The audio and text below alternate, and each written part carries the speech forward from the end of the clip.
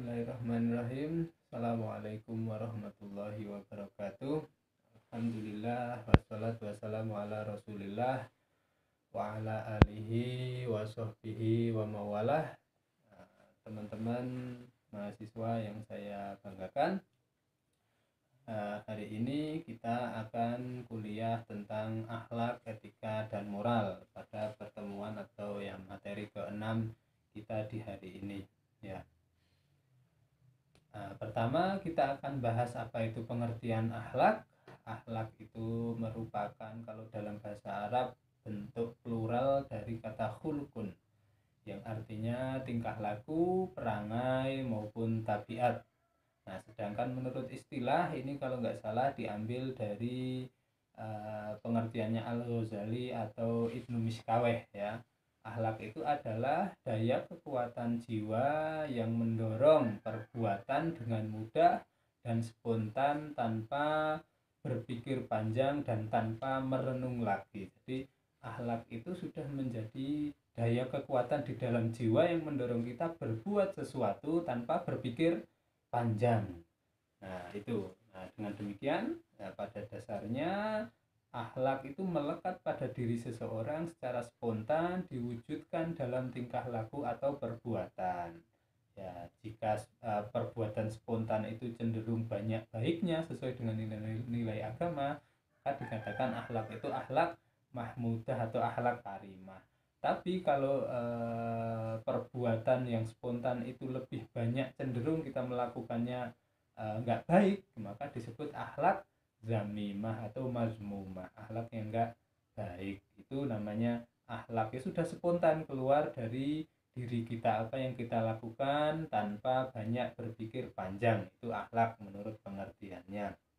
Nah, di samping kata akhlak ada juga istilah lain yaitu moral atau ya moral kalau bahasa Indonesia. Ini biasanya didasarkan atau diambil dari bahasa Latin, artinya yang mores, yang berarti adat atau kebiasaan. Nah, moral itu selalu dikaitkan dengan ajaran baik buruk yang diterima umum dalam masyarakat. Selain moral ya, ada juga etika. Nah, etika itu apa? Etika adalah sebuah tatanan perilaku berdasarkan satu sistem tata nilai atau suatu masyarakat tertentu.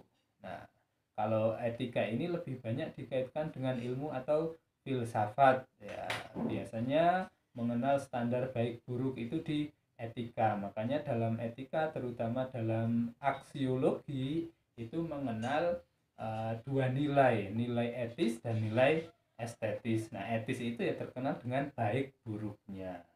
Nah, jika dibandingkan dengan moral, maka etika itu lebih bersifat teoretis, sementara moral bersifat praksis. Nah, moral itu bersifat lokal atau khusus, sementara etika itu lebih bersifat umum, lebih ke teorinya.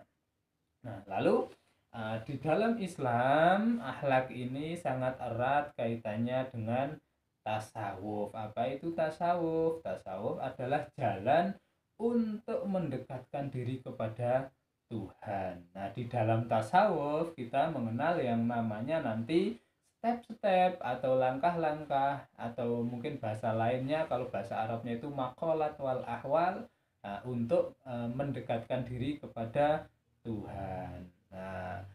Nah, tasawuf di sini lebih banyak mengajarkan manusia untuk merefleksikan diri atau menyucikan diri sebaik mungkin. Kenapa demikian harus dilakukan?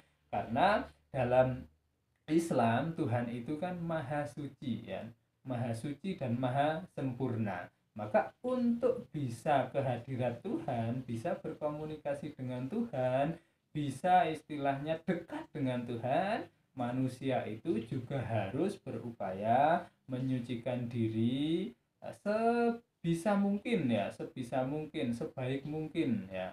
Karena apa? Karena manusia sekali lagi ketika dia sudah turun di bumi ini ya, masuk jiwanya ke dalam raganya, akhirnya ada nafsu di dalam jiwanya, itu yang membuat manusia itu tidak suci atau tidak bersih lagi, sehingga untuk bisa berkomunikasi dengan Tuhan perlu yang namanya membersihkan atau mensucikan diri sebaik mungkin. Supaya apa? Supaya jiwa-jiwa yang suci itu bisa berhubungan langsung dengan Tuhan, ya kan? Karena ada lagi, Allahu tahur la yaqbalu illa tahuron. Allah itu maha suci dan tidak menerima sesuatu yang bukan ya suci istilahnya. Makanya dalam tasawuf itu nanti banyak sekali jalan-jalan yang harus ditempuh seseorang agar jiwanya suci. Nah, jalan itu apa saja? Boleh kita ringkas ke dalam 3 step utama atau 3 langkah utama, meskipun nanti langkah-langkah itu bisa dijabarkan dengan berbagai jalan yang macam-macam. Nah, langkah pertama apa? Langkah pertama dalam ilmu tasawuf disebut sebagai takholli.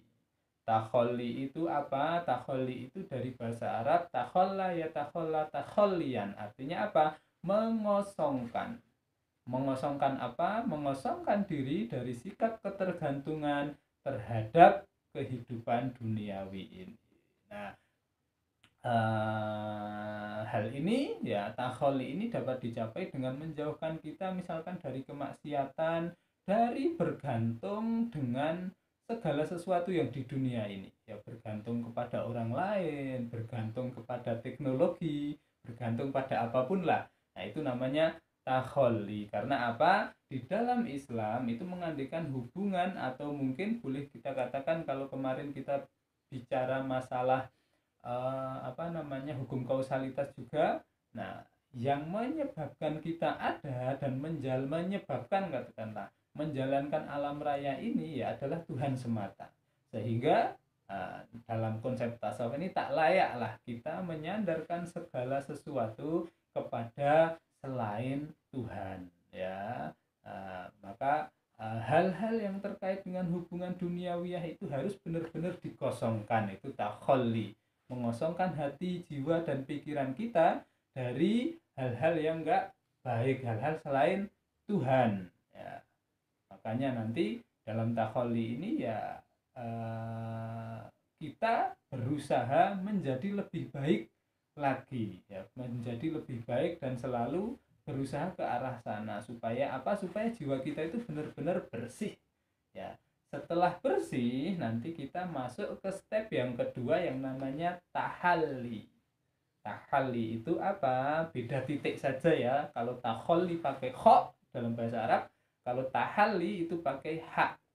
Nah, tahalli itu ya langkah setelah kita membersihkan diri dari segala sifat dan sikap mental yang tidak baik. Nah, lalu kita membiasakan diri atau menghiasi. Tahalli itu berhias, menghiasi diri dengan sifat-sifat dan sikap serta perbuatan yang baik dan terpuji. Nah, setelah hati kita kosongkan dari segala hal yang tidak layak, dari keburukan-keburukan, lalu kita ganti dengan tahalli, menghiasi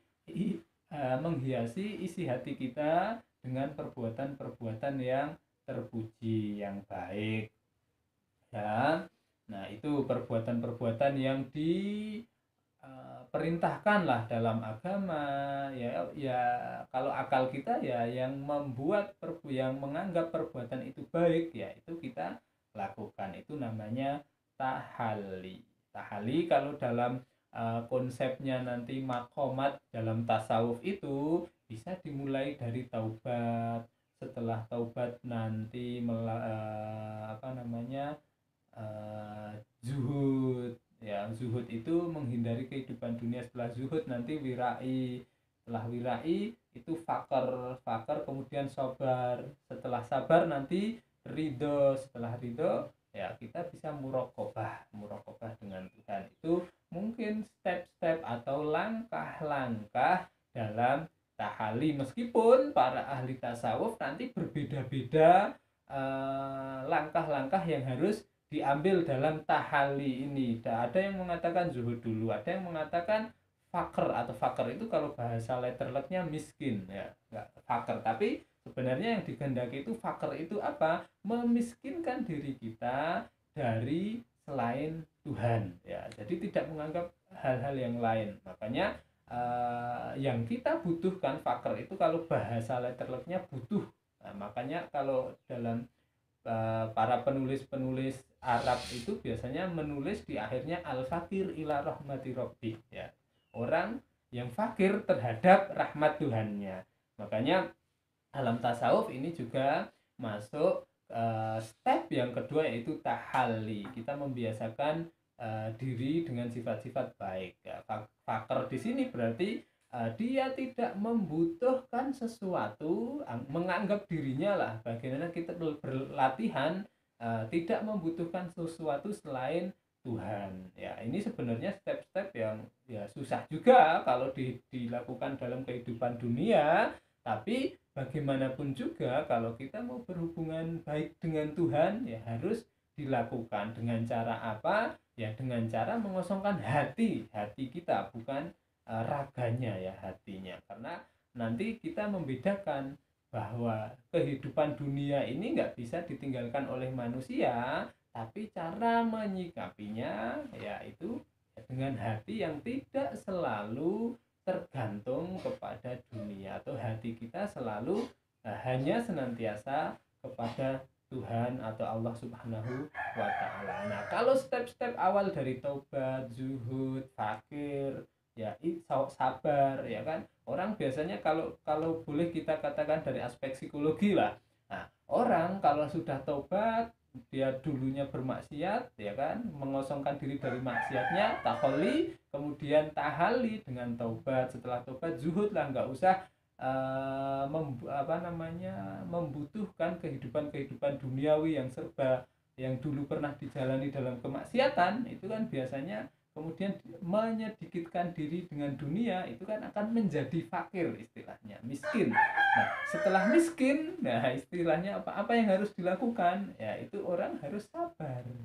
Nah, sabar ya kan. Nah, gimana lagi ya, miskin kok sombong itu kan tambah nggak baik lagi ya. Kalau kaya sombong itu kan agak ada alasannya, tapi kalau miskin sombong itu di hadapan Tuhan malah nggak baik lagi. Makanya fakir ya itu miskin ya, sehingga dia hanya membutuhkan Tuhan. Setelah miskin, nah kemudian apa step selanjutnya? Sabar. Orang itu harus bersabar dong, orang miskin. Atau ya miskin dalam arti bukan arti yang umum kita ketahui ya, tapi ini hanya gambaran untuk mendekati Tuhan saja ya. Makanya orang yang miskin harusnya bersabar. Setelah sabar apa? Ya apalagi kalau nanti sampai nggak punya apa-apa dengan kesabaran itu, karena kesabaran kan nggak ada habisnya ya kan, nggak ada, sabar itu nggak ada batasnya. Kalau ada batasnya ya bukan sabar lagi. Nah nanti akan sampai ke makam selanjutnya atau makomat yang selanjutnya, itu ridho.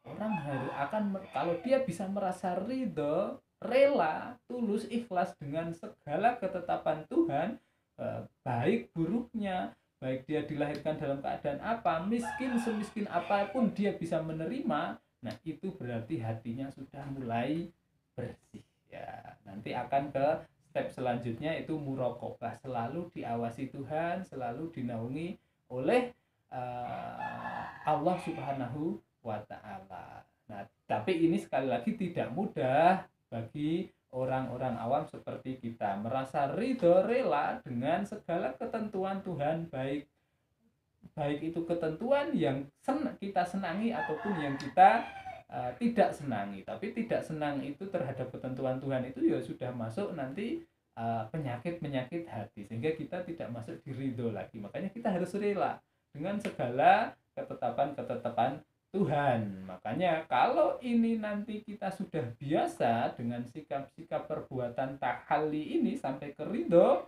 ya rela atau tulus, ikhlas dengan segala ketetapan Tuhan, kita akan sampai ke step yang terakhir, yaitu tajalli. Apa itu tajalli?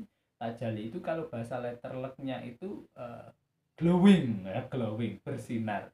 Hati kita akan bersinar ya kan. Karena apa? Karena kita sudah dekat dengan Tuhan ya kan, bisa menerima segala ketetapan Tuhan, sehingga seolah-olah nanti Tuhan itu hadir dalam jiwa atau hati kita, sehingga disinilah tajalli yang artinya tersingkapnya cahaya-cahaya gaib bagi hati. Cahaya gaib maksudnya adalah cahaya ketuhanan, sehingga apa yang kita lakukan semuanya itu tak lain atau tak keluar dari nilai-nilai ketuhanan, atau mungkin apa yang kita lakukan selalu mendapatkan